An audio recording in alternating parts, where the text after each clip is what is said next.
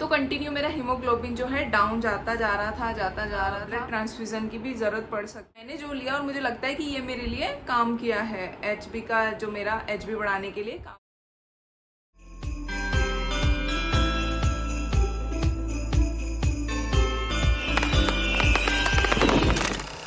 Everyone, welcome back to the my YouTube channel Sapna's world. तो कैसे हैं आप सभी लोग? जाग गया, वीडियो नहीं बनाने देगा। अब मिलते हैं थोड़ी देर बाद।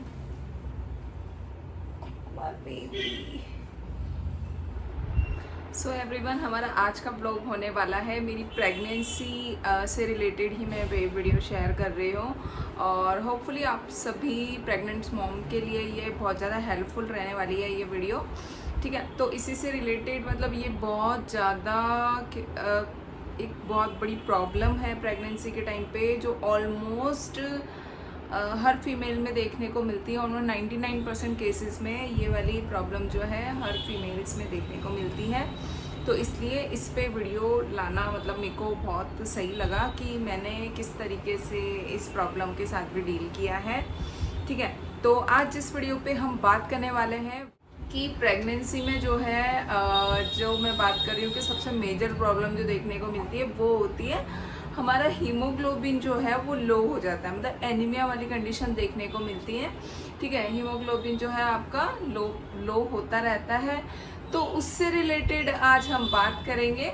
ठीक है, तो हमारा चलिए स्टार्ट करते हैं आज की वीडियो को। तो हाँ, आज हम बात करने वाले हैं जो प्रेगनेंसी के टाइम पे हीमोग्लोबिन कम होता है और कम होता रहता है, तो उसे हम किस तरीके से ठीक कर सकते हैं। और मेरे साथ में जब ऐसा हुआ था, मेरा फर्स्ट टाइम जब मैंने अपना टेस्ट करवाया था, उस टाइम से लेके लास्ट टाइम तक मेरा हीमोग्लोबिन जो है कितना ज़्यादा कम हुआ है, बढ़ा है, जो भी है, इससे रिलेटेड हम आज की वीडियो में बात करने वाले हैं। तो मैं बताती हूँ आपको, मेरे पास रिपोर्ट्स है मेरी। मेरी जो फर्स्ट रिपोर्ट थी,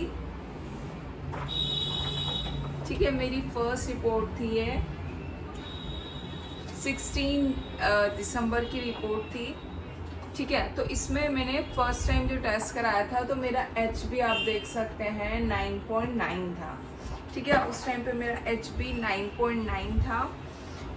और ये प्रॉपर डाइट ना लेने की वजह से और अगर आप अपने आप पे ध्यान नहीं दोगे तो ये कम पे कम होता जाता है। फिर मैंने सेकंड जो है मेरा फिर से CBC मैंने जो है कराया था 27 जैन को। ठीक है, ऑलमोस्ट 1 मंथ के बाद में मैंने कराया। तो मेरा जो है हीमोग्लोबिन जो है 9.3 यानी कि और डाउन जाता रहा। ठीक है, इसके पीछे जो बहुत बड़ा रीज़न होता है, फर्स्टली स्टार्टिंग में आपका हीमोग्लोबिन जो है कम होता है, उसके पीछे रीज़न क्या होता है, आपका फर्स्ट ट्राइमेस्टर होता है। फर्स्ट ट्राइमेस्टर में आपको इतना ज़्यादा नोज़िया वॉमिटिंग होता है कि आप जो है उसकी वजह से कुछ भी नहीं ले पाते। ठीक है, तो इस वजह से आपको प्रॉपर न्यूट्रिशन नहीं मिलता, जो भी आपको डाइट लेनी चाहिए वो आप नहीं ले पाते हैं। तो ये बहुत ज़्यादा प्रॉब्लम हो जाती है उस टाइम पे, और साथ ही नोज़िया वॉमिटिंग रहती है। तो आपके डॉक्टर आपको आयरन वगैरह का भी सजेस्ट नहीं करते हैं, क्योंकि आयरन जो है ज़्यादा वॉमिटिंग कॉज करता है। ठीक है, तो इसलिए डॉक्टर आपको ये सजेस्ट नहीं करते हैं। तो मुझे तो क्या था, फर्स्ट टाइम पे 9.9 जो मेरा फर्स्ट जब टेस्ट कराया, जैसे ही प्रेगनेंसी का पता चला था, फर्स्ट CBC का टेस्ट हुआ था तो 9.9 था। फिर उसके बाद में जब डॉक्टर ने बोल दिया था कि अब आपको डाइट ही लेना है, क्योंकि हम अभी आपको नोज़िया वॉमिटिंग रहता है तो हम आपको आयरन नहीं दे सकते हैं। ठीक है, तो इसलिए डाइट का बोला था। पर उस टाइम पे मैं जैसे बता रही हूँ नहीं खा पाते, तो सिर्फ उस टाइम पे मैं सिर्फ राइस लिया करती थी, उसी से मेरा पेट भरता था। उसके अलावा कोई चीज़ पसंद नहीं आती थी। बाहर का खाना भी बिल्कुल मुझे बहुत देखने पे होता है ना, कोई कोई लोग ऐसा होता है, कोई जो भी प्रेग्नेंट लेडीज़ है उनको बाहर के खाने की क्रेविंग होती है कि मैं ये खा लूँ। पर मुझे बिल्कुल भी बाहर के खाने को देख के मतलब उसकी तरफ अगर मैं स्ट्रीट से चल के आ रही हूँ तो मुझे मतलब देखने को मतलब मन नहीं करता था कि मैं वो देखूँ, कुछ खाने की चीज़ को भी देखने का मन नहीं करता था। सिर्फ राइस था जिससे मैं अपना पेट भरती थी, सुबह शाम राइस खाती थी, ठीक है। और फ्रूट्स जूस ये भी बहुत थोड़ा थोड़ा आप खा सकते हैं, ठीक है, इतना खाने में नहीं आता है। तो कंटिन्यू मेरा हीमोग्लोबिन जो है डाउन जाता जा रहा था। तो जैसे ही मेरा 3 मंथ्स निकले, फर्स्ट ट्राइमेस्टर जब निकल गया, फिर उसके बाद जैसे ही आपका थोड़ा नोजिया वोमिटिंग कम होता है, तो उस टाइम पे आपका बेबी की ग्रोथ जो है ज़्यादा हो जाती है, तो बेबी की रिक्वायरमेंट जो है हीमोग्लोबिन की वो ज़्यादा हो जाती है। उस वजह से भी आप जितना भी खा पा रहे हैं वो बहुत कम होता है, ठीक है। तो मुझे कुछ इतना ज़्यादा मतलब वॉमिटिंग नहीं होता था, बट नोज़िया मुझे बहुत लंबे टाइम तक रहा है, इसलिए ऑलमोस्ट 4 मंथ तक जो है मैं कुछ अच्छे से डाइट नहीं ले पाती थी। तो ये मेरे साथ में ऐसा हुआ था। और फिर जैसे ही 3rd मंथ 4 मंथ हर मंथ में CBC हुआ है, मतलब हीमोग्लोबिन का टेस्ट हुआ है। तो उस टाइम पे जो है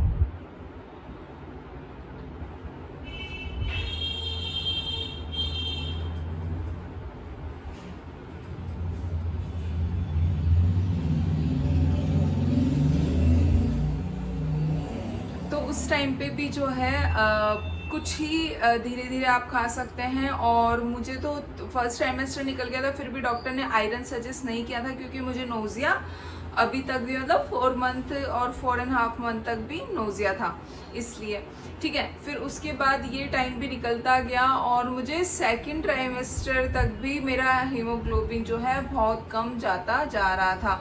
मतलब मेरा 9.9 से स्टार्टिंग जो हुई थी, उसके बाद मेरा लास्ट जो हीमोग्लोबिन आ गया था 8.3 आ गया था। तो मतलब उस टाइम पे तो मतलब लास्ट टाइम मतलब 2nd ट्राइमेस्टर का लास्ट टाइम था, मतलब ऑलमोस्ट मेरा 6 मंथ चल रहा था। तो डॉक्टर ने मुझे स्ट्रिक्टली पहले तो डाइट सजेस्ट कर रहे थे, फिर उन्होंने ऐसा बोल दिया कि अगर आप नहीं लेंगे तो हमें ब्लड ट्रांसफ्यूज़न की भी ज़रूरत पड़ सकती है। तो उसके बाद तो मैं मतलब ब्लड ट्रांसफ्यूज़न होना और मतलब बहुत ज़्यादा ट्रांसफ्यूज़न से तो कॉम्प्लिकेशंस भी हो सकती है। तो इसकी वजह से फिर मैंने बहुत ज़्यादा ध्यान देना अपने आप पे स्टार्ट किया।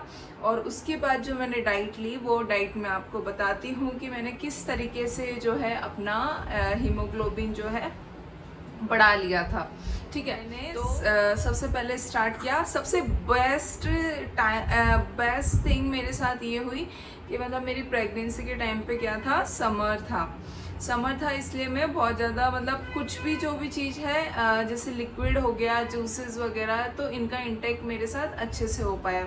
और अगर विंटर होती तो मतलब थोड़ा मुश्किल हो जाता इतना सब कुछ लेना, लिक्विड आप नहीं ले पाते विंटर के टाइम में, सर्दी की वजह से आप इतना ज़्यादा लिक्विड नहीं लेते हैं, ठीक है। तो ये मेरे साथ में ये प्लस पॉइंट था, बेस्ट पॉइंट था। तो मैंने मतलब मैं जैसे सबके साथ शेयर भी करती थी, तो मुझे सजेशन आने लगे कि आप ये करो, ऐसे करके मैंने बहुत सारी वीडियोस देखी जो कि मेरे लिए हेल्पफुल रही है बहुत ज़्यादा मेरा हीमोग्लोबिन लेवल बढ़ाने के लिए। तो बात करते हैं सबसे पहले, मतलब मैंने जो लिया और मुझे लगता है कि ये मेरे लिए काम किया है, HB का जो मेरा HB बढ़ाने के लिए काम किया है, वो सबसे पहले समर्स थे। तो समर में आपका जो शुगर कैन जूस होता है, यानी कि गन्ने का जूस जो होता है, वो मैंने सुबह शाम पीना स्टार्ट किया। तो वो मतलब पीने में पहले मुझे इतना गंदा लगता था वो कि मैं कभी मतलब नहीं पीती थी। कोई मेरे साथ में और उसे शुगर कैन जूस पीना है तो मुझे और दूसरा पीती थी, मतलब मुझे तो बहुत ही गंदा लगता था। पर क्या कर सकते हैं, किसी ने सजेस्ट किया है और इतना वो जो है न्यूट्रिएंट से रिच होता है, तो इसलिए मैंने उसको पीना स्टार्ट कर दिया, ठीक है। तो मैंने शुगर कैन जूस पिया, सुबह शाम शुगर कैन जूस में पीती थी, ठीक है। नेक्स्ट मैंने ग्रीन वेजिटेबल, जो कि सबसे ज़्यादा इम्पोर्टेंट है, जितना पॉसिबल हो पाता था, मतलब मैं से डायरेक्ट नहीं खाया जाता था। पालक मैंने स्टार्टिंग में जब मेरा फर्स्ट ट्राइमेस्टर था पालक खा लिया, तो उसके बाद से ना मतलब ऐसा होने लग गया फर्स्ट जो भी आपको प्रेगनेंसी में जो चीज़ पसंद नहीं आती है ना, फिर आप उसे खा नहीं सकते हैं बिल्कुल भी। तो ऐसा ही मेरे साथ में हुआ था, मैंने पालक स्टार्टिंग में खा लिया और इस टाइम पे खाया था जब मुझे चीज़ें पसंद नहीं होती थी खाने के लिए। तो उसके बाद मतलब एक तरह से उसे देखा भी नहीं जा रहा था, तो फिर उसका मैंने अल्टरनेटिव सोचा कि मैं उसका कुछ जो है पेस्ट बना के रोटी के साथ में ऐसे मतलब आटा, तो फिर मैंने क्या किया, उसका पालक को मैं ले लेती थी और उसको पेस्ट बना के यानी कि मिक्सर में ग्राइंड करके और उसी से आटे को जो है गुथ लेती थी, मतलब उसका पराठे बन जाते थे। वैसे डायरेक्ट मुंह में नहीं आता था वो, उसके पीसेस मुंह में नहीं आते थे और वो पेस्ट मतलब ग्रीन रोटी बन जाती थी, ग्रीन पराठा बन जाता था। तो इस तरीके से मैंने ग्रीन पराठा मतलब ग्रीन वेजिटेबल्स का पराठा खाना शुरू किया। नेक्स्ट जो है बीटरूट भी ऐसे नहीं खाने में आता था मुझसे, बहुत सी बार तो फ्रिज में रखा रह जाता था, मैं भूल जाती थी। मैं ड्यूटी पे भी जाती थी तो लेके जाती साथ में, मन नहीं होता था, वापस आ जाता था वापस साथ में आ जाता था, वो नहीं खा पाते थे। ऐसा मेरे साथ में ये हुआ। फिर मैंने उसको भी वैसे ही एक टाइम पे पालक का पराठा खा लिया और एक टाइम पे ऐसे ही मैं बीट रूट को भी ग्राइंड करके उसका पेस्ट बना के उसी से आटा जो है लगा लेती थी और उसके पराठे खाती थी। तो जितना पॉसिबल हुआ मैंने ये किया। साथ ही में जो हमारा ब्रेकफास्ट में आप लोग पोहा लेते हैं वो आयरन से रिच होता है, तो आप लोग पोहा लेना शुरू करें। जिनका भी एचपी कम है तो पोहा लेने से भी आपको बहुत ज़्यादा आयरन जो है वो मिलेगा। साथ ही में डार्क चॉकलेट, ठीक है, जितना पॉसिबल है आप डार्क चॉकलेट ले सकते हैं। खाने के बाद में 1 पीस या 2 पीस जो है डार्क चॉकलेट का ले सकते हैं। रिच होता है आयरन में, आयरन से रिच होता है डार्क चॉकलेट, तो इसलिए वो ले सकते हैं आप, ठीक है। और हाँ, एक बात का हमेशा ध्यान रखें, जो भी आप ऐसी चीज़ ले रहे हैं जिसमें आयरन है तो उसके साथ में कभी भी कैल्शियम यानी कि दूध दही जिसमें भी कैल्शियम होता है वो चीज़ ना लें, क्योंकि क्या होता है कैल्शियम जो है आपके आयरन का जो है एब्जॉर्ब, बॉडी जो हमारी एब्जॉर्ब करेगी तो उसको एब्जॉर्ब करने में जो है वो डिले कर देता है। तो ये बात का मैंने हमेशा ध्यान दिया था, ठीक है। जब मैं आयरन लेती थी मैं कैल्शियम की चीज़ें साथ में नहीं लेती थी। फिर डॉक्टर ने मुझे जिस टाइम पे आयरन का कैप्सूल वगैरह स्टार्ट कर दिए थे उस टाइम पे मैं कैसे लेती थी वो आपके लिए बहुत इम्पोर्टेंट होगा और हेल्पफुल होगा। जब मुझे आयरन का कैप्सूल मैं जब लेती थी तो मैं नींबू पानी के साथ में लेती थी, क्योंकि अगर हम विटामिन सी के साथ में आयरन को लेते हैं तो वो एब्जॉर्प्शन बढ़ाता है, ठीक है। तो मैंने आयरन को नींबू पानी के साथ में लेना स्टार्ट किया। आप ऑरेंज जूस के साथ में ले सकते हो, अगर आंवला पसंद है आंवला जूस के साथ में ले सकते हो, या कुछ भी मतलब ऐसा आप मेडिसिन ले सकते हो, मतलब विटामिन सी की जो टैबलेट्स होती है वो साथ में ले सकते हो आयरन की।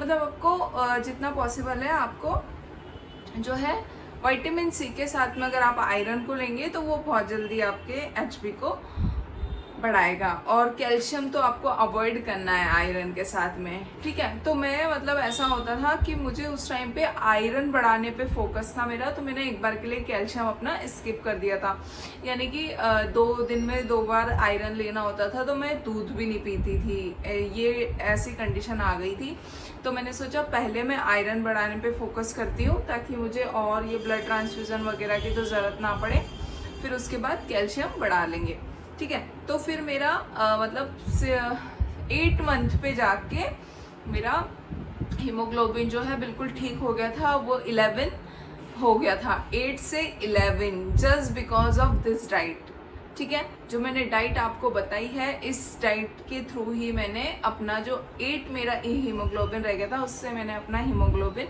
12 किया था, ठीक है। तो ये डाइट है जो आप लोगों को फॉलो करनी है, ठीक है। और जितना पॉसिबल है जितना आप खा सकते हैं बहुत सारा फ्रूट्स लें, ठीक है। और बाकी जो मैंने डाइट बताई है आपको वो लेनी है। सो गाइज ये था मेरा जो भी मैंने आयरन को बढ़ाने के लिए जो भी डाइट ली, ये डाइट थी।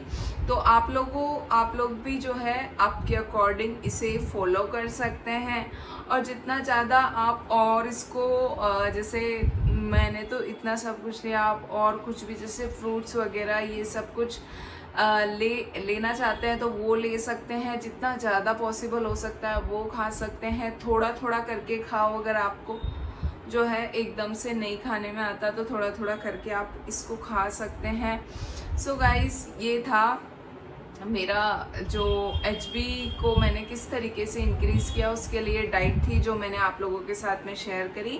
तो कैसा लगा आपको मेरा ये वीडियो, कमेंट करके ज़रूर पूछ सकते हैं आपको जो है, या फिर आप सजेस्ट कर सकते हैं नेक्स्ट वीडियो में किस पे लेके आऊँ। कोई आपके साथ में कोई ऐसी कंडीशन है, जो भी है आप मुझे कमेंट करके बता सकते हैं। So thank you so much everyone for watching my video. मिलते हैं नेक्स्ट वीडियो में, तब तक के लिए टाटा बाय बाय।